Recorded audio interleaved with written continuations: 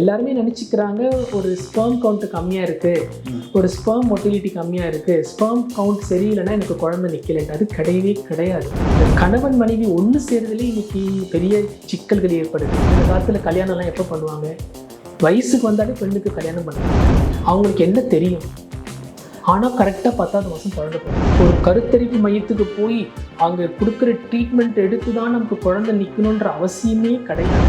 எப்படி ஆனாலும் சரி, எனக்கு இயற்கையாக குழந்தை வேணுமா, இல்லை எனக்கு சீக்கிரமாக குழந்தை வேணுமா? இதுதான் நான் ஃபஸ்ட்டு கேள்வி கேட்குறேன். நான் இப்போ ஆயுர்வேதாவையும் யோகா அண்ட் நேச்சுரோபதி இன்டெகிரேட் பண்ணுறேன். அவங்களுக்கு ஒரு முழுமையான ஒரு நம்பிக்கையை கொடுத்தே ஆகணும். இதை நீ சாப்பிடு உனக்கு சரியாகும், இதை நீ சாப்பிடு உனக்கு ரிசல்ட் கிடைக்கும், இது சாப்பிடு உனக்கு குழந்தை கிடைக்கும்னு சொன்னால் கண்டிப்பாக கிடைச்சிடும். வருஷக்கணக்காக பண்ண போகிறதுலாம் கிடையாது. சரி சார். இந்த ட்ரீட்மெண்ட்டே 3 to 6 மாதம். இப்போ ஒருத்தர் வந்து உங்ககிட்ட வர்றாரு சிகிச்சைக்கு அப்படின்னா, ஸ்டார்ட் பண்ணும்பொழுது இந்த அளவு உயிரணுக்கள் இருக்குது அப்படின்னா 3 months பிறகு இவ்வளோ இன்க்ரீஸ் ஆயிருக்கு அப்படின்னு சாம்பிள் சொல்ல முடியுமா? 10 மாதம் அந்த பிரசவ காலம் நமக்கு எந்த குறையும் இருக்கக்கூடாது. அதன் பிறகு கிடைக்கக்கூடிய குழந்தை ஆரோக்கியமாக இருக்கணுன்றது தான் நம்மளுடைய கடைசி நோக்கமாக இருக்குது. ஆனால் நிறைய சைஸ் சின்னதாக இருக்குது, டெஸ்டிகுலர் ஃபெயிலியர், நிறைய வேலை செய்யல, உயிரணுக்கள் உற்பத்தி ஆகலைன்னா அப்போது செமன் ஃப்ரீசிங்ன்றது ஒரு டெக்னாலஜி. சரி. இதுவும் நம்ம அலோபதியில் இருக்கிற ஒரு அட்வான்ஸ்மெண்ட். 20-25 வயசில் இருக்கிறாங்க, எனக்கு கண்டிப்பாக 35 வயசுல தான் கல்யாணமே ஆக போகுது, 40 வயசுல தான் நான் குழந்தை பெற்றுக்கிறேன்னா 25 வயசுலேயே போய் செமனை ஃப்ரீஸ் பண்ணிக்கிறாங்க. ஒருவேளை 10-15 வருஷம் கழிச்சு எனக்கு உயிரணுக்கள் குறைவாயிட்டா, நான் ஆரோக்கியமாக இருக்கும் போது சேகரித்து வச்ச அந்த உயிரணுக்களை எடுத்து நான் செயற்கையாக கருத்தரிச்சுக்கிறேன். என்னோட தலைமையில் ஆயுர்வேதாவும் இயற்கை மருத்துவம் நடக்குது. அதுக்கும் தேர்ச்சி பெற்ற மருத்துவர்கள் எனக்கு கீழே இருக்கிறாங்க. மருந்துன்னா ஒரு 2000-3000, அதிகபட்சமான ஒரு 5000 ரூபாய். இதை ஒரு 2-3 மாதம் எடுக்கிறாங்க. இந்திய பாரம்பரிய மருத்துவமும் சரி, அலோபதி மருத்துவமும் சரி, ரெண்டுமே முக்கியத்துவம் வாய்ந்தது. உன் துறையில் நீ மாஸ்டர், என் துறையில் நான் மாஸ்டர். என்னால் உன் துறையில் தேர்ச்சி பெற முடியாது, உன்னால் என் துறையில் தேர்ச்சி பெற முடியாது. ஆனால் 2 பேரும் சேர்ந்தா ஒரு பேஷண்ட் நல்லது செய்யணும்னா செய்யலாமா? கண்டிப்பாக. டாக்டர் சேனல் வியூஸ் எல்லாத்துக்கும் வணக்கம். நான் வில்சன். நம்ம சேனலில் மக்களுக்கு தேவையான நிறைய நல்ல மருத்துவ குறிப்புகள் தொடர்ந்து பேசிட்டு வர்றோம். அந்த வகையில் இன்றைக்கி வந்து குழந்தை இல்லாத தம்பதியினருக்கு, குறிப்பாக ஆண்கள் வந்து குழந்தை பெற்றுக்கொள்ளுறதுல இருக்கக்கூடிய பிரச்சனைகள் என்னென்ன, எந்த மாதிரியான தொந்தரவுகளை சந்திக்கிறாங்க, அந்த பிரச்சனைகள்லேருந்து விடுபட்டு எப்படி வெளியே வர்றது அப்படிங்கிற சம்மந்தமான நிறைய விஷயங்கள் பேச போகிறோம். இதற்காக இந்த வீடியோவில் வந்து சென்னை OMR GSSS கிளினிக்ஸினுடைய நிறுவனர் டாக்டர் சரவண லட்சுமணன் நம்ம கூட இந்த வீடியோவில் நினைஞ்சிருக்கிறாங்க. சார் வந்து மேல் இன்ஃபர்டிலிட்டி சம்பந்தமான பிரச்சனைகளை தீர்த்து வைக்கிறதுல ரொம்ப நாள் எக்ஸ்பீரியன்ஸோடு இருக்கிறாங்க. சார்கிட்ட நமக்கு இருக்கக்கூடிய சந்தேகங்கள் நிறைய கேட்டு தெரிஞ்சுக்க போகிறோம். அதனால் இந்த வீடியோவை கடைசி வரைக்கும் முழுமையாக பாருங்கள். இது வரைக்கும் நீங்கள் ஒருவேளை நம்ம சேனலை சப்ஸ்கிரைப் பண்ணாமல் இருந்தீங்க அப்படின்னா, இப்போ இந்த வீடியோ பார்க்கும்பொழுது சேனலை சப்ஸ்கிரைப் பண்ணி பக்கத்தில் இருக்கக்கூடிய பெல் பட்டனை கிளிக் பண்ணி ஆல் ஆப்ஷனை செலக்ட் பண்ணிக்கோங்க. அதே மாதிரி திறமையான அனுபவமிக்க மருத்துவர்கள் நீங்கள் சேனலில் வீடியோ தரணும் அப்படின்னு நீங்கள் நினச்சிங்கன்னா எங்களுடைய வாட்ஸ்அப் நம்பரில் எங்களை தொடர்பு கொள்ளலாம். டாக்டர் வணக்கம். டாக்டர் வணக்கம் சார். இப்போ வந்து பழைய காலங்கள் மாதிரி இல்லாமல் மக்கள் வந்து குழந்தை பெற்றுக்கொள்வதற்காகவே நிறைய மருத்துவத்தை தேடி ஓடுற மாதிரியான சூழ்நிலை இருக்குது. எங்கே பார்த்தாலும் ஃபர்டிலிட்டி கிளினிக்ஸ் அந்த மாதிரி வந்துருக்கு சார். உண்மையிலேயே அந்த மாதிரி பிரச்சனைகள் இருக்குதா? குறிப்பாக ஆண்கள் வந்து எந்த மாதிரியான தொந்தரவுகள்லாம் இப்போ சந்திக்கிறாங்க சார்? பல காரணங்கள் இருக்குது. அடிப்படை காரணங்கள் என்னன்னு கேட்டிங்கன்னா, இன்னைக்கு அந்த ஒரு திருமண வாழ்வும் சரி, திருமண வயதும் சரி, அந்த குழந்தை பேரும் சரி ரொம்ப தள்ளி போடுறாங்க. உங்கள் வாழ்க்கையில் நீங்கள் முன்னுக்கு வரணும், அதில் எந்த மாற்றமும் கிடையாது. ஆனாலும் குழந்தை பேரையும் திருமணத்தையும் தள்ளி போடாதீங்கன்றது சொல்கிறோம். இது ரொம்ப ஒரு முக்கியமான விஷயம். இது போக நீங்கள் சொல்கிற மாதிரி இன்னைக்கு இயற்கையாகவே பார்த்தீங்கன்னா ஒரு சிறிய வயதில் இருக்கிறவங்களுக்கு கூட கொஞ்சம் மருத்துவ ரீதியாக குறைபாடுகள் இருக்குது. இப்போது பார்த்தீங்கன்னா ஒரு ஆண்களுக்குன்றது பார்த்தீங்கன்னா பிரச்சனை வந்து எல்லா லெவல்லுமே இருக்குது. இப்போ வந்து ஃபஸ்ட்டு வந்து அவங்க வந்து ஒரு முறையான வழியில் கணவன் மனைவி ஒன்று சேரணும். அந்த கணவன் மனைவி ஒன்று சேருதலே இன்னைக்கு பெரிய சிக்கல்கள் ஏற்படுது. ஸோ அதுவே ஒரு பெரிய கஷ்டமாக இருக்குது. இன்னைக்கு நான் வந்து அந்த பிரிவில் இருக்கிறதுனால நிறைய பேர் அதை பார்க்கும்போது எனக்கு வந்து இதனால் வந்து குடும்பத்தில் வந்து ஒரு வேற்றுமை உண்டாகுது, ஒரு விவாகரத்து அளவுக்கு அவங்க போயிடுறாங்க, மனக்கசப்பு ஏற்படுது, பல விதத்தில் அவங்க குடும்பமே வந்து ஒரு பிரிவுக்கு ஏற்படுது. ஸோ இதை நாங்கள் பார்க்குறோம். ஸோ அடிப்படையில் வந்து ஒரு கணவன் மனைவி ஒன்று சேரலைன்னா அவங்களால குழந்தைக்கு ஒரு முற்றுப்புள்ளி வைக்கிற மாதிரி ஆகிடும். அதுலேருந்தே பிரச்சனை ஆரம்பிக்குது. அடுத்து பார்த்தீங்கன்னா இன்னைக்கு கால சூழ்நிலையில் வந்து எல்லாருமே வந்து ஆண்களுக்கும் பிரச்சனை இருக்குது. அதுக்கு தான் இன்றைக்கி மென்ஸ் ஃபர்டிலிட்டின்னு ஒரு ஸ்பெஷாலிட்டியாக இருக்குது, ஆண்ட்ராலஜின்னு நம்ம சொல்கிறோம்.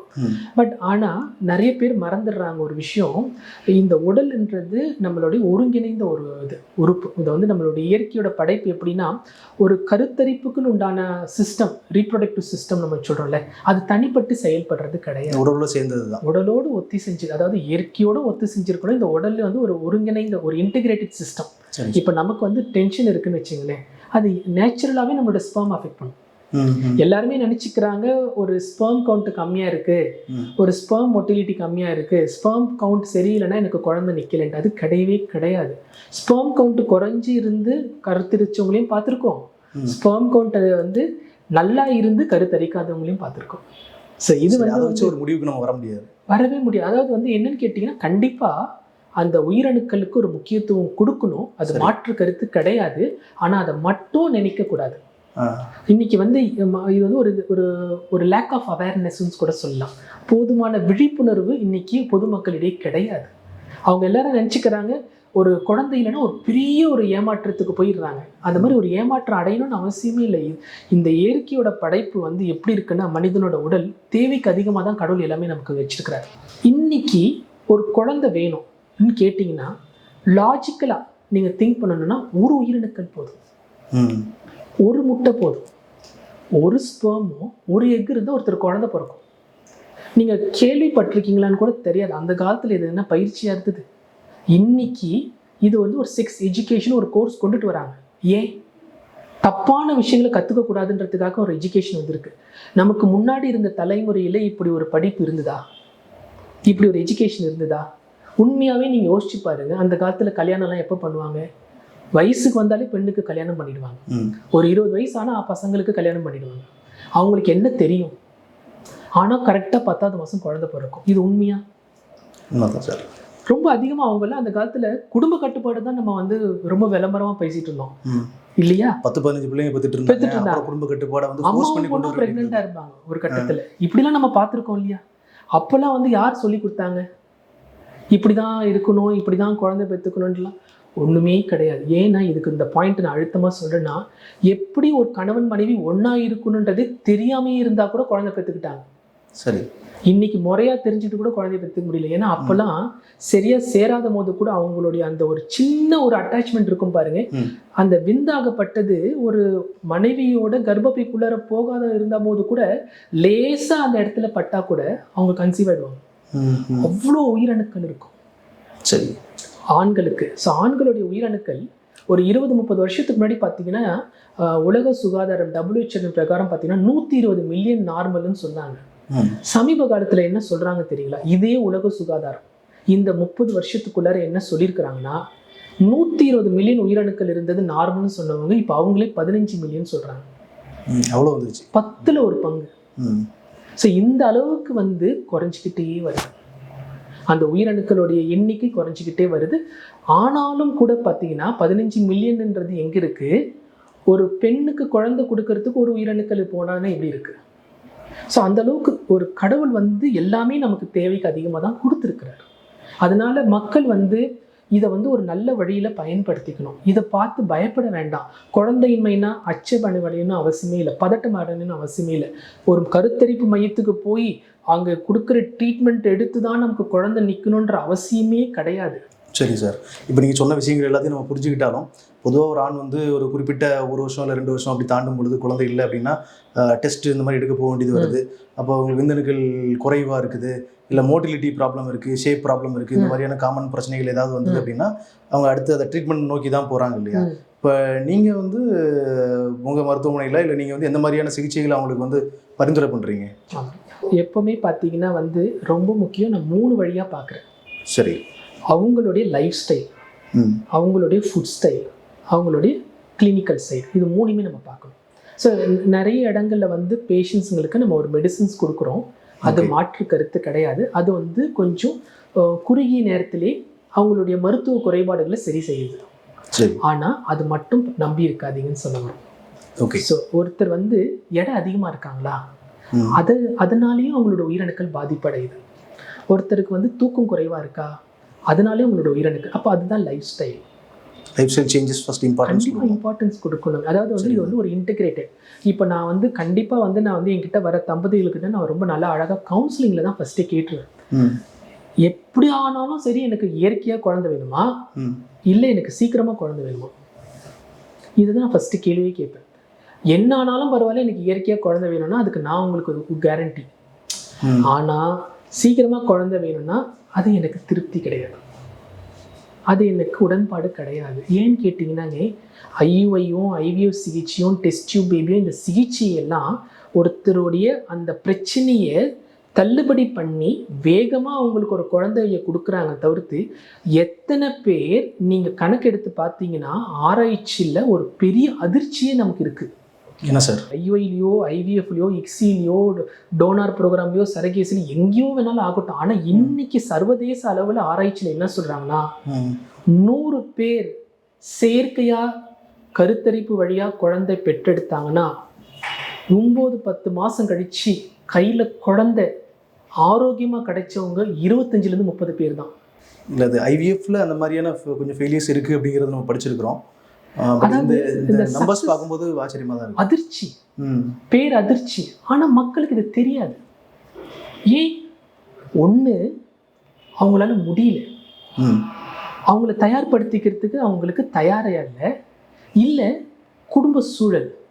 ஒரு வீட்டு விசேஷத்துக்கு போனாலும் சரி, ஒரு நெருங்கிய உறவுகளை பார்க்கும் போதும் சரி, குழந்தை இல்லையா அது ஒரு பெரிய ஒரு வருத்தத்தை கொடுக்குது. அவங்களுக்கு அடுத்த திருமணமானவங்களுக்கு குழந்தை கிடைக்கும், அப்போ இவங்களுக்கு ஒரு பெரிய ஒரு தாழ்வு மனப்பான்மை உருவாயிடும். இதையெல்லாம் வந்து அவங்கள வந்து வேகமாக சீக்கிரமாக நான் குழந்தை பெற்றெடுக்கணும்னு நினைக்கிறாங்க. ஆனால் நாம் பெற்றெடுக்கக்கூடிய குழந்தை நல்ல ஆரோக்கியமாக இருக்கணுன்றவங்க எத்தனை பேர் நினைக்கிறாங்க? இன்னைக்கு எவ்வளோ கருத்தரிப்பு மையம் வேகமாக வளர்ந்துட்டு இருக்கோ, நியோனட்டாலஜி கூட அவ்வளோ தானே வளர்ந்துட்டு இருக்கு. பொதுவாகவே சார் எல்லாருக்குமே இயற்கையாக கருத்தரிக்கிறதுல விருப்பம் இருக்க தான் செய்யுது. ஆமாம். ஆனால் வேறு வழி இல்லை, அவங்களோட சூழ்நிலைகள் காலம் தாழ்ந்துட்டு இருக்குது. அப்புறம் வந்து ஒரு சில மெடிக்கல் காம்ப்ளிகேஷன்ஸ் வந்து டியூப்பில் ப்ராப்ளம் இருக்குது, இல்லை உங்களுக்கு ரொம்ப லோ கவுண்ட் இருக்குது அப்படிங்கும்போது வேறு வழி இல்லாமல் அந்த மாதிரிலாம் போயிடுறாங்க. இப்போ நீங்கள் கொடுக்கக்கூடிய சிகிச்சைகளில் வந்து இந்த மாதிரி ஐவிஎஃப் ஐயுஐ தவிர்த்துட்டு நார்மல் கன்செப்ஷனுக்கான சான்சஸ் இன்க்ரீஸ் பண்ண வழிகள் இருக்கா? இல்லை, நான் வந்து எப்படி பார்க்குறேன்னாங்க, என்கிட்ட இருக்கிற ஒரு மிகப்பெரிய ஒரு வெளிப்படையான அணுகுமுறை எப்படின்னு கேட்டீங்கன்னாங்க, ஐயுஐ ஐவிஎஃப்க்கு நான் எதிர்ப்பாளர் கிடையாது. சரி. இப்போது ஒரு டெக்னாலஜி எப்படி நம்ம பயன்படுத்தணும்னா, ஒருத்தருக்கு டியூப் வந்து குழந்தை நின்று எடுத்துட்டாங்க, டியூபல் ப்ரெக்னென்சி வந்துருச்சு, சரி, இல்லை கருக்குழாய் வேலை செய்யல, அடைப்பு இருக்கு, அப்போ அவங்களுக்கு ஐவிஎஃப் இக்ஸி தான் ஒரே சொல்யூஷன். சரி.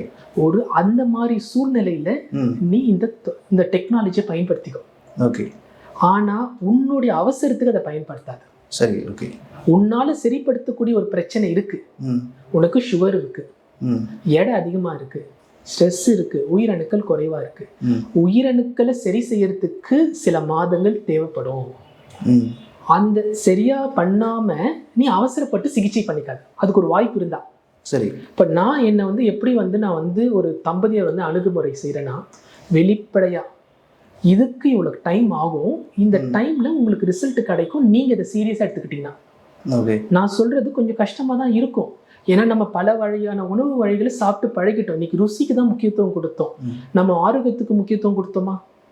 கிடையாது. அதுதான் இன்னைக்கு இருக்கிற பிரச்சனை. அப்போ நான் என்ன சொல்லுவேன்னா, உங்களுக்கு வெளிப்படையே சொல்லுவேன், நீங்க போய் சீக்கிரம் ஐவிஎஃப் பண்ணிக்கோங்க. என்கிட்ட ஒரு 35-40 வயசுல ஒருத்தர் வராங்கன்னு வச்சுக்கோங்க, அவங்க போய் நீ இயற்கையா பண்ணு நான் வயசை வீணாக்க முடியுமா? முடியாது. அதிகபட்சம் ஒரு 3-6 மாசம் அவங்களை சீக்கிரம் அவங்களை குணப்படுத்துறதுக்கு முயற்சி செய்யும். அந்த முயற்சி செய்யாம அவசரப்பட்டு சிகிச்சைக்கு கொடுக்க கூடாது. ஏன்னா அந்த காலத்துல இந்த பழமொழியெல்லாம் சொல்லியிருக்காங்க, சட்டியில இருக்கிறதா வரும். பின்ன உன்னோட உயிரணுக்களும் உன்னோட முட்டைகளும் இயற்கையிலும் சரி செயற்கையிலும் சரி அதை ஒன்று சேர வச்சுதானே நம்ம ஒரு கருவை உருவாக்குறோம் செயற்கையா. அப்ப அது தரமா இல்லைன்னா கரு எப்படி தரமா இருக்கணும்னு எதிர்பார்க்குறீங்க? அது தரமாக்குறதுக்கு முயற்சி பண்ணி அது ஆகாத பட்சம் நீங்கள் ஐவிஎஃப் பண்ணிக்கலாம். ஆனால் அந்த முயற்சியே பண்ணாமல் நான் வந்து உயிரணுக்களையும் முட்டையும் வந்து சிகிச்சை பண்ணி நான் ஒரு நல்ல குழந்தை வேணும், கலர்காக நல்ல வெள்ளையாக இருக்கணும், குழு குழுன்னு இருக்கணும்னு நம்ம நினைக்கிறதுல எந்த விதத்தில் அது கரெக்டு? இதுதான் நான் சொல்ல வரேன். சரி சார், இப்போ நீங்கள் வந்து நீ ஒரு அலோபதி டாக்டர் இல்லையா சார், நவீன மருத்துவர். ஆனால் நீங்கள் வந்து இந்த காலம் தாழ்த்தி இந்த மருந்து மாத்திரைகள் எடுத்து அதை ஸ்பெர்ம் குவாலிட்டி இல்லை எக்கோட குவாலிட்டியை இன்க்ரீஸ் பண்ண ட்ரை பண்ணுறீங்க அப்படின்னா நீங்கள் வந்து நவீன மருத்துவத்தில் தான் செய்கிறீங்களா இல்லை வேறு ஏதாவது முறைகளையும் செய்கிறீங்களா? ஓகே. இன்டிகிரேட்டிவ் மெடிசன்ன்றது ஒரு ஃபீல்டு இப்போ வந்து புதுசாக உருவெடுத்துட்டு இருக்கு. சரி. இது நம்ம நாட்டுக்கு வேணால் புதுசாக இருக்கலாம், ஆனால் வெளிநாடுகள்லையும் வளர்ந்த நாடுகள்லையும் இன்னைக்கு இதை பெருமளவில் பயன்படுத்திட்டு இருக்காங்க. அப்படின்னு என்ன sir integrative medicine? Integrative medicine என்னன்னு கேட்டிங்கன்னா, நான் இந்த துறையில் ஒரு கிட்டத்தட்ட ஒரு 15-20 வருஷமாக இருக்கிற அந்த துறையில். ஓகே. இந்த டெஸ்ட் டியூப் பேபி ஃபீல்டுலையும் இந்த இன்ஃபர்டிலிட்டி ஃபீல்டுலையும் நான் பார்க்காத பிரச்சனைகள் கிடையாது. சரி. என்னுடைய அனுபவங்கள் ரொம்ப அதிகமாக இருக்குது. ஆனால் ஒரு கட்டத்தில் நான் வந்து ரொம்ப வந்து ஒரு தம்பதியர்களை சான்று இருந்தேன். அவங்களுக்கு ஒரு ஐவிஎஃப்ல நெகட்டிவ் வரும்போது அவங்களுக்கு வருத்தம் இருக்கும், ஆனால் நான் வெளிப்படுத்த மாட்டேன். ஆனால் உள்ளுக்குள்ளே நானும் வருத்தப்படுவேன். ஏன்னா அதுக்கு அவங்க அவ்வளோ கஷ்டப்பட்டிருப்பாங்க. சில பேர் வந்துங்க அவங்களோட பொருளெல்லாம் இழந்துட்டு இருப்பாங்க, ஒண்ணுமே இல்லாம இருப்பாங்க. அவங்க எல்லாத்தையும் இழந்து திரும்பி பண்ண முடியாத சூழ்நிலையில கூட இருப்பாங்க. குழந்தை இல்லாம அதோட ஒரு கொடூரமா என்ன இருக்கும்னா, இப்ப நான் சொன்னேன் இல்லையா, குழந்தை கிடைச்சிருக்கோம், 5ஆம் மாசம் அபார்ஷன் ஆயிடும். இல்ல 5ஆம் மாசம் வந்து குழந்தை நல்லா இல்லைன்னு அபார்ஷன் பண்ண சொல்லுவாங்க. சரி. அந்த மாதிரி கட்டத்துல எல்லாம் வந்துங்க அவங்க அழுதுருவாங்க, நான் அழமாட்டேன். அவ்வளவுதான் வித்தியாசம், 2 பேருக்கும் ஒரே வித்தியாசம். அப்போதான் என் மனசு வந்து ரொம்ப ஆழமா சிந்திக்க ஆரம்பிச்சது. நான் சரியான பாதையில தான் இருக்கிறேன்னா, என்னை நம்பி வராங்க தம்பதியர்கள், என்னுடைய ஒரு ஆலோசனை அவங்கள வந்து ஒரு ஊக்கப்படுத்தி இருக்கு, அவங்கள ஒரு விதத்துல அட்ராக்ட் பண்ணுது, இருக்குது. அவங்க நம்மளை நம்பி வராங்க, அப்போ அவங்களுக்கு நம்ம சரியா வழிகாட்டணும். அப்ப நான் அவங்களுக்கு சரியா அணுகுமுறை கொடுக்குறேன்னா, சரியா ஆலோசனை கொடுக்குறேன்னா, அப்போ என் மனசுல வந்து ஒரு எண்ணம் வந்தது, ஏன் இப்படி ஒரு செயற்கையில கூட அவங்களால சிகிச்சையில வெற்றியை கொடுக்க முடியல, நம்ம எங்க தவறு செஞ்சோம் அந்த போதுதான் இதை வந்து நான் ரொம்ப ஆழமா சிந்திக்க சிந்திக்க சிந்திக்க நம்மளுடைய இந்திய பாரம்பரிய மருத்துவம் வந்து எனக்கு ஒரு பெரிய உறுதுணையா இருந்தது. இன்னைக்கு 5000 வருஷம் நம்மளுடைய சித்த வைத்தியமும் சரி, ஆயுர்வேதமும் சரி, பல 1000 வருஷத்துக்கு முன்னாடியே இதை வந்து நமக்கு வந்திருக்கு. அதுல அவ்வளோ ஒரு நுணுக்கமான சிகிச்சைகள் இருக்கு. இன்னைக்கு ஒரு ஆண்களுக்கு உயிரணுக்கள் குறைபாடு இருந்தாலும் சரி, பெண்களுக்கு ஒரு முட்டைகள் குறைபாடு இருந்தாலும் சரி, பெண்களுக்கு கர்ப்பப்பை குறைபாடுகள், ஆண்களுக்கு வந்து தாம்பத்திய குறைபாடுகள், எல்லாத்துக்குமே இயற்கையாகவே வைத்தியங்கள் இருக்கு. ஆனால் அது சரிய அளவில் மக்களிடையே போய் சேரலை. அதை நான் வந்து ஒரு அளவுக்கு புரிஞ்சுக்கிட்டேன்.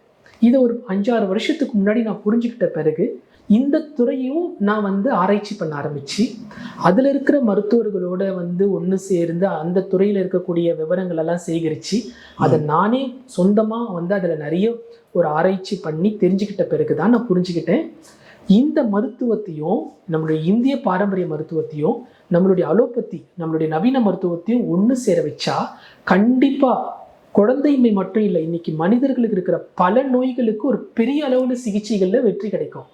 அதாவது ஆரோக்கியத்தை நோக்கி அவங்க இருக்கலாம், மிக மன மகிழ்ச்சியோடு இருக்கலாம், நோய் இல்லாமல் வாழ முடியும். அதை நான் வந்து ஆழமாக தெரிஞ்சுக்கிட்டேன். ஸோ அப்போ வந்து இந்த ஒருங்கிணைந்த மருத்துவம் இன்டெகிரேட்டிவ் மெடிசன்ன்றது எல்லாருக்குமே தேவை, எல்லா நோய்களுக்குமே தேவை. நீங்கள் எந்த நோய் வேணாலும் எடுத்துக்கலாம். ஆனால் நம்ம இப்போ இந்த ஒரு குழந்தையுமே டிஸ்கஸ் பண்ணுறதுனால இப்போ ஆரம்ப ஸ்டேஜில் வராங்க, ஒரு தம்பதிகள் கல்யாணம் ஆயிருக்காங்க, அவங்களுக்கு உயிரணுக்கள் குறைபாடுகள் இருக்குது, முட்டைகள் குறைபாடு இருக்குன்னா அலோபதியில் வந்து அதிகபட்சமாக அவங்களுக்கு ஒரு சத்து மருந்து கொடுக்க முடியும், சத்து மாத்திரைகள் கொடுக்கலாம். 1-2 மாசம் இயற்கையா இந்த மாதிரி நேரத்துல ஒன்னா இருங்க, உங்களுக்கு குழந்தை நிக்கிற வாய்ப்பு இருக்குன்னு சொல்றதுக்கு ஒரு இயற்கை மருத்துவம், அதாவது இயற்கை கருத்தரிப்பு வைத்தியங்கள், அது ரொம்ப பேசிக்.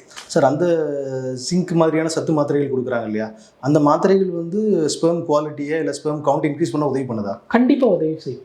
ஆனா அது பத்தாதா? அதாவது அதுலயே ரிசல்ட் வந்து அவங்க இருக்கதான் செய்யறாங்க. சரி. அது வராதுன்னு கிடையாது, அதுலயும் ட்ரீட்மெண்ட் இருக்கு, அதுலயே இயற்கையா கருத்தரிச்சவங்க இருக்கதான் செய்யறாங்க. ஓகே.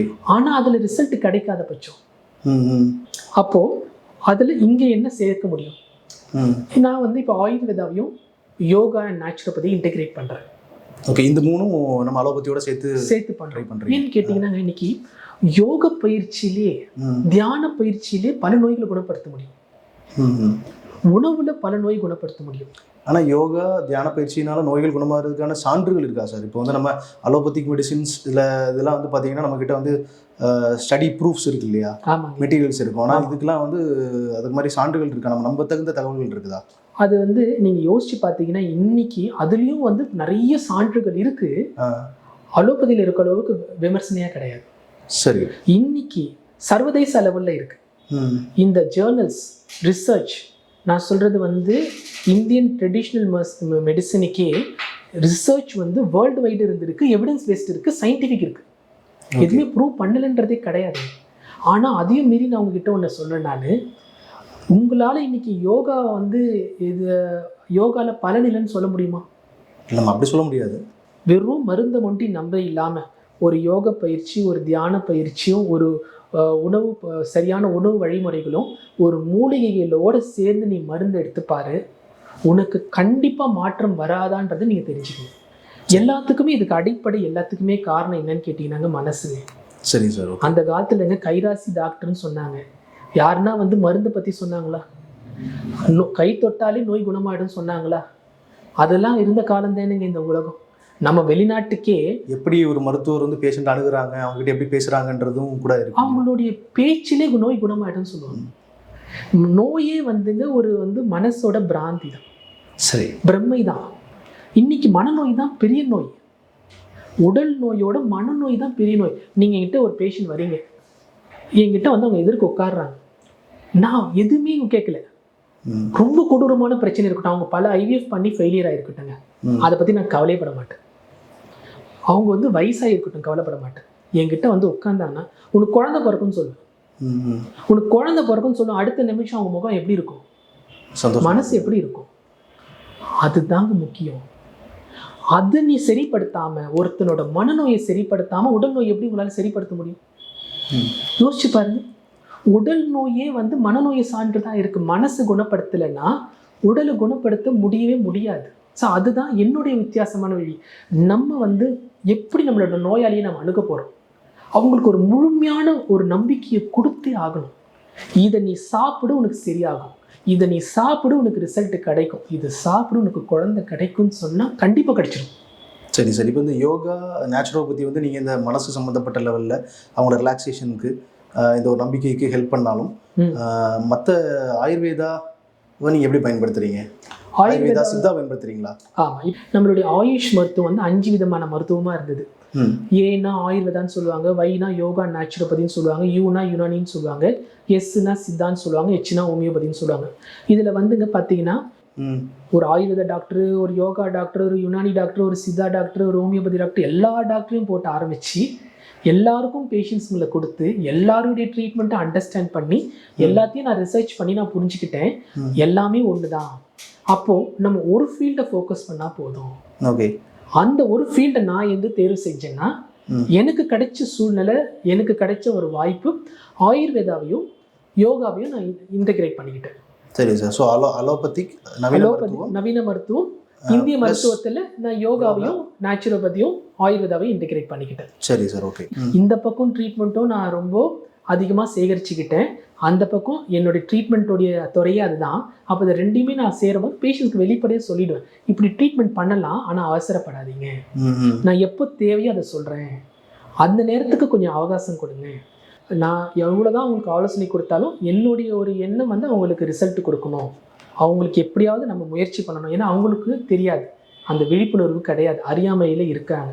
அப்போ நம்ம அவங்களுக்கு தேவைகளை புரிய வச்சு அவங்களுடைய சூழ்நிலைக்கு எது தேவையோ அந்த ஒரு விழிப்புணர்வு கொடுத்து அவங்களுக்கு நான் புரிய வைக்கிறேன்.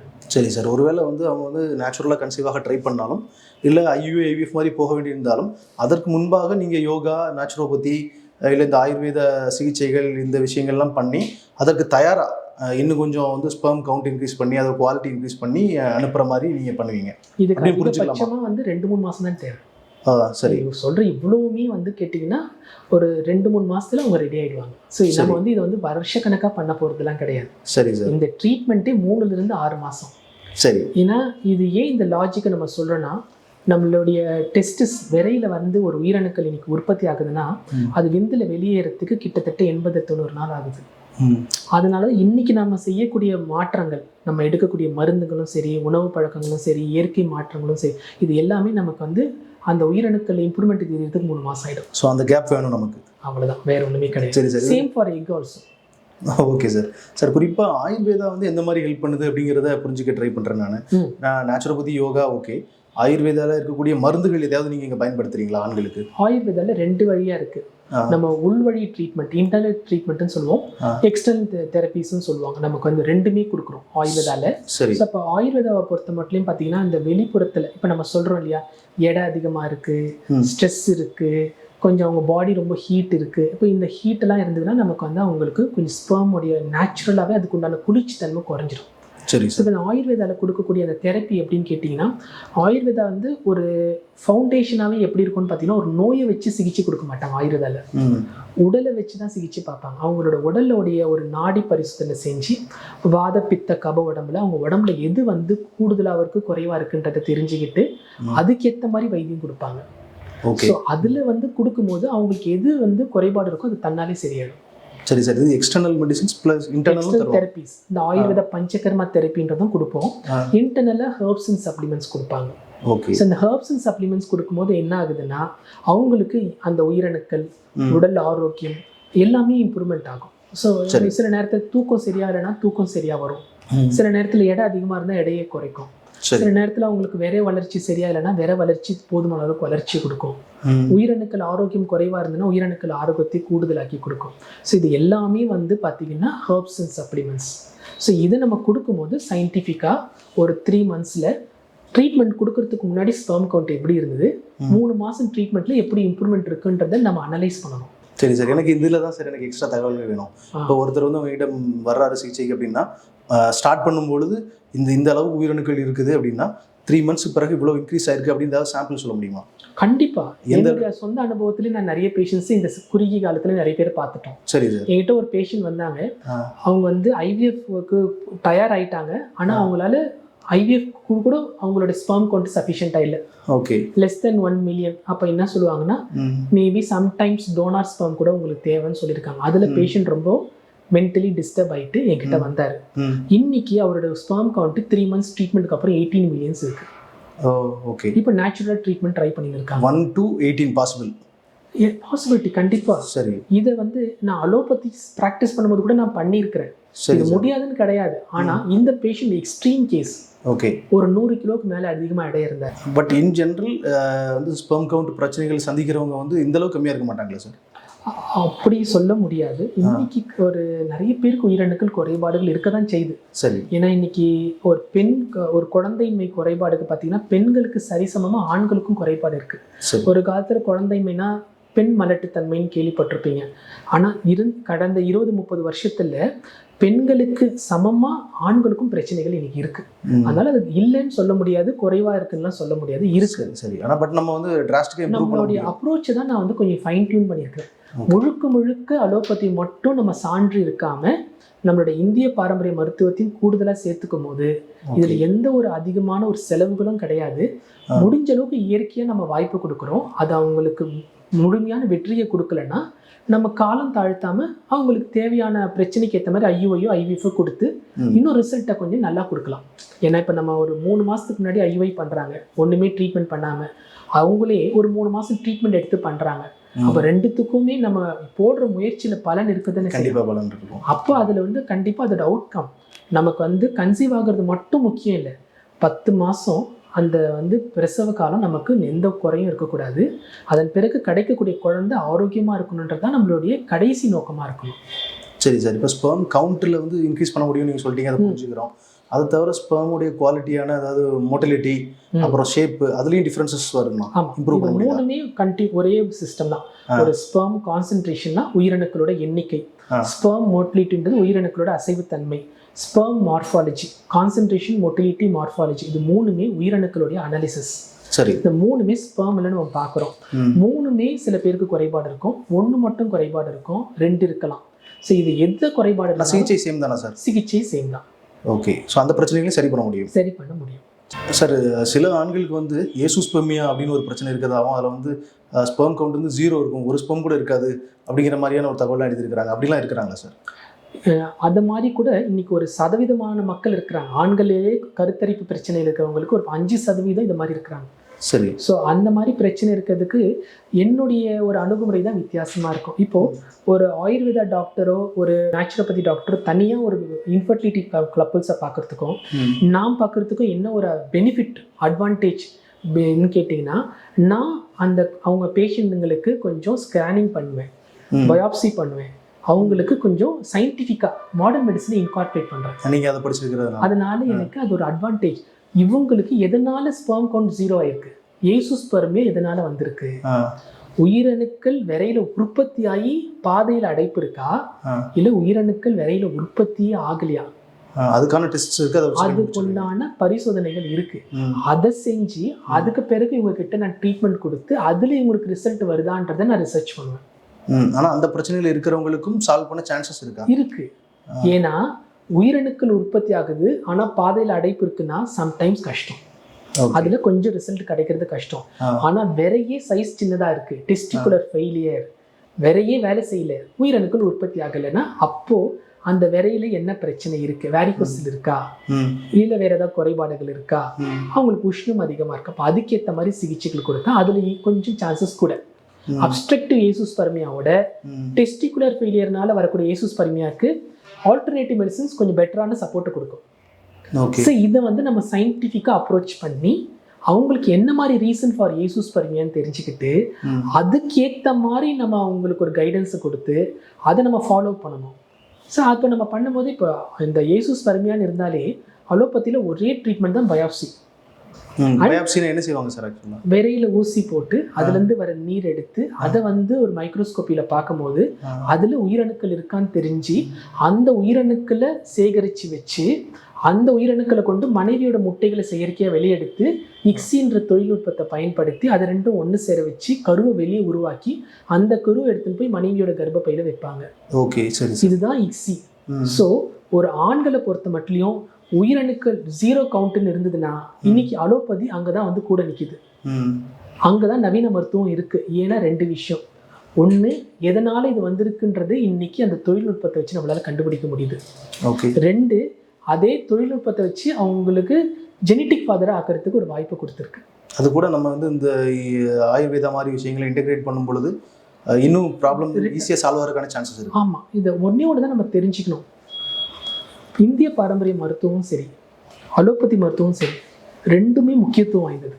சரி, ஒன்றுக்கு ஒன்று எதிர்மறையானது கிடையாது.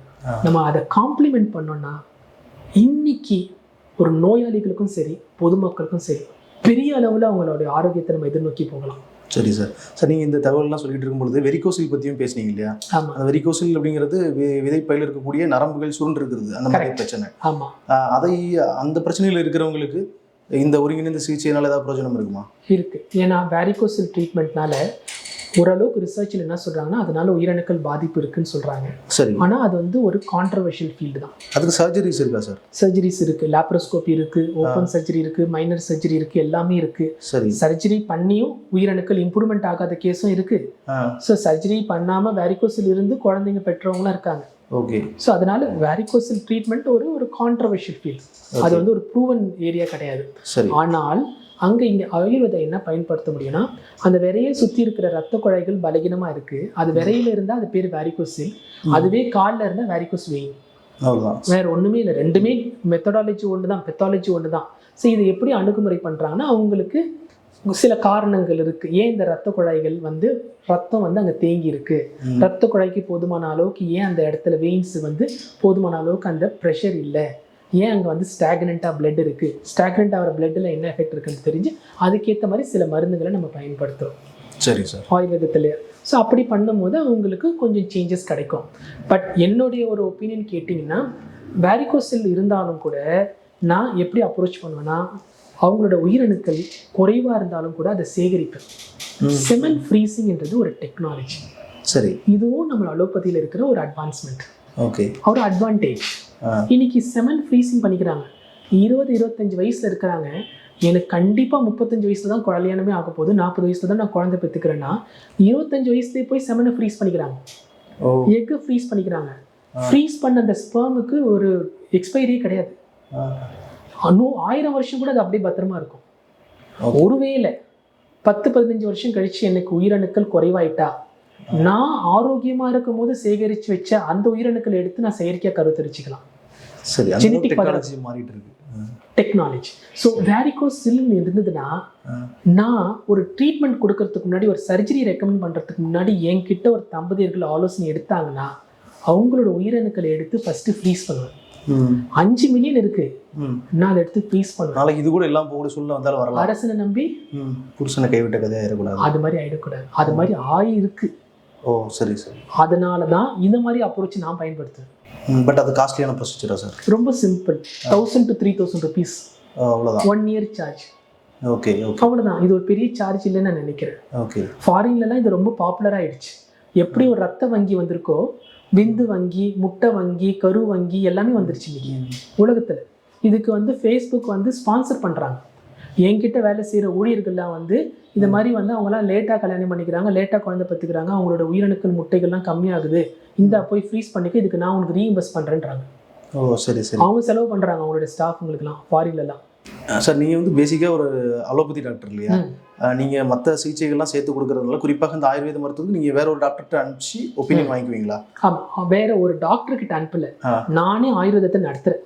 அதாவது உங்கள் ஹாஸ்பிட்டல்லேயே ஆயுர்வேத டாக்டர்ஸ் இருப்பாங்க? ஏஎல்எம் ஆயுஷ்னு ஒரு பிரிவு இருக்குது. சரி. நான் எப்படி GSS கிளினிக்ஸ் அலோபதியில் நான் தலைமையாக நடத்துகிறேனோ, என்னோட தலைமையில் ஆயுர்வேதாவும் இயற்கை மருத்துவம் நடக்குது.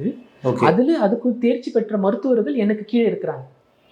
அவங்க வந்து அந்த நோயாளிகளுக்கு சிகிச்சைகள் கொடுப்பாங்க என்னோட நேர்பார்வையில். ஏன்னா அவங்க சிகிச்சை கொடுக்கறத நான் தனிப்பட்ட முறையில் அவங்களுக்கு அலோ பண்றது இல்லை. அவங்கள நான் ட்ரீட்மெண்ட்டுக்கு முன்னாடி என்னென்னலாம் பரிசோதனைகள் செய்யணும், அதுல என்னென்னலாம் குறைபாடுகள் இருக்கு, அதுல இவங்க சிகிச்சை கொடுக்கறது என்ன மாதிரி சிகிச்சை கொடுக்குறாங்க, அதுல என்ன மாதிரி மாற்றம் வரும்னு எதிர்பார்க்குறாங்க, அதுல எப்படி அவங்களால வித்தியாசத்தை கொடுக்க முடியும்னு தெரிஞ்சுக்கிட்டு அந்த சிகிச்சை கொடுத்த பிறகு இவங்க அந்த சிகிச்சையில இம்ப்ரூவ்மெண்ட் கொடுத்துருக்காங்கன்னு நான் அனலைஸ் பண்ணுவேன். சரி சார், ஓகே. ஸோ அந்த ரிசர்ச்சை வந்து நான் பண்ண முடியுது. ஏன்னா இதை நானே நடத்துகிறேன், நானே இதை அங்கீகாரம் செய்கிறேன். இந்திய பாரம்பரிய மருத்துவத்தையே ஒரு அலோபதி மருத்துவர் அங்கீகாரம் செய்யறது தான் இன்னைக்கு மருத்துவர்களிடையே இருக்கக்கூடிய வேற்றுமையை நீக்க வேண்டும். அலோபதி மருத்துவர் நாம் பெரியவன், ஆயுர்வேத மருத்துவர் நாம் பெரியவன், 2 பேரும் போட்டி இல்லாம மக்களுக்கு தேவையான கருத்து வேறுபாடு இல்லாம நம்ம 2 பேரும் சேர்ந்து செய்யலாம். உன் துறையில நீ மாஸ்டர், என் துறையில நான் மாஸ்டர். என்னால உன் துறையில தேர்ச்சி பெற முடியாது, உன்னால என் துறையில தேர்ச்சி பெற முடியாது. ஆனா 2 பேரும் சேர்ந்தா ஒரு பேஷண்ட் நல்லது செய்யணும்னா செய்யலாமா? கண்டிப்பா சார். இப்போ இந்த நவீன மருத்துவத்தோட ஆயுர்வேதா, யோகா, நேச்சுரோபதி இதெல்லாம் ஒருங்கிணைக்கும் பொழுது நல்ல பலன்கள் இருக்குது அப்படிங்கிறத ரொம்ப தெளிவாக சொன்னீங்க, ரொம்ப புரிஞ்சுது. ஆனால் பொதுவாக மக்களுக்கு வந்து பொதுவாக மிடில் கிளாஸ் மக்களுக்கு வந்து ஒரு ஃபர்டிலிட்டி ரிலேட்டடான ஒரு ட்ரீட்மெண்ட் போகிறோம் அப்படின்னாலே காஸ்ட் சம்மந்தமாக ஒரு பயம் இருந்துகிட்டே தான் இருக்குது. அதில் இப்படி 2-3 சிகிச்சைகள் சேருது அப்படின்னா ரொம்ப காசு செலவு பண்ண வேண்டியது இருக்குமோ அப்படின்னு மக்கள் நினைக்கிறது இயல்பு தான். அவங்களுக்கு நீங்கள் ஏதாவது சொல்ல விரும்புகிறீங்களா? இந்த காஸ்ட் எந்த மாதிரி இருக்கும்? ஆமாம், நீங்கள் ஜென்ரலாகவே பார்த்தீங்கன்னா IVFனாலே இன்றைக்கி லட்சக்கணக்கில் எடுத்துன்னு போய் செலவு பண்ண வேண்டிய ஒரு கட்டாயம் இருக்குது. ஆமாம். ஸோ நமக்கு இங்கே அப்படி கிடையவே கிடையாது. சரி. நீங்கள் பார்த்தீங்கன்னா வந்து ஒரு மருந்துனா ஒரு 2000-3000, அதிகபட்சமான ஒரு 5000 ரூபாய். இதை ஒரு 2-3 மாதம் எடுக்கிறாங்க. சரி. அதுலேயே உங்களுக்கு ரிசல்ட் கொடுக்கறது தான் முயற்சி பண்ணுறோம். இப்போ நம்ம உணவு வழிமுறைகள் செலவு கிடையாது, ஆயுர்வேதாவுக்கு நமக்கு வந்து யோகாக்கு செலவு கிடையாது, தியானத்துக்கு செலவு கிடையாது. இதெல்லாம் சொல்லி தர போறோம், வீட்டில் போய் அவங்க செய்ய போறாங்க. அது நல்ல தீவிரமா பயிற்சி பண்ணாங்கன்னா அவங்களுக்கு ரிசல்ட் கிடைக்கும். சரி. அதனால இது வந்து ரொம்ப குறைவான செலவுனா ஒப்பிட முடியாத செலவு. ஆனா இந்த செலவுல ரிசல்ட் கிடைச்சா அவங்களுக்கு ஒரு பெரிய வரவேற்பு. கிடைக்கலனாலும் நான் வந்து உங்களை ஏமாற்றம் அடைய வேண்டாம்னு சொல்லுவேன். ஏன்னா இங்க என்ன ஒரு சின்ன செலவு செய்யனாலும் அது வீணாகிறது கிடையாது. உங்க உடம்ப நீங்க நல்லாக்கிக்கிட்டீங்களா, சோறு இல்லாம சிற்றியும் இல்லை. இன்னைக்கு குழந்தை உங்களுக்கு கிடைக்கும், கண்டிப்பா கிடைக்கும். ஆனாலும் நீங்க நல்லா இருக்கணுமா இல்லையா? உங்களை இழந்து நீங்க குழந்தைங்களுக்கு இருந்து என்ன பிரயோஜனம்? அவங்களுக்கு ஒரு அப்பா அம்மா அவசியம் இல்லையா? அது நம்ம கிட்ட இருக்கு. அதை நான் வந்து அவங்களுக்கு கண்டிப்பா உத்தரவாதம் கொடுக்க முடியும். உங்களை நாங்க நல்லாக்கிட்டோம்.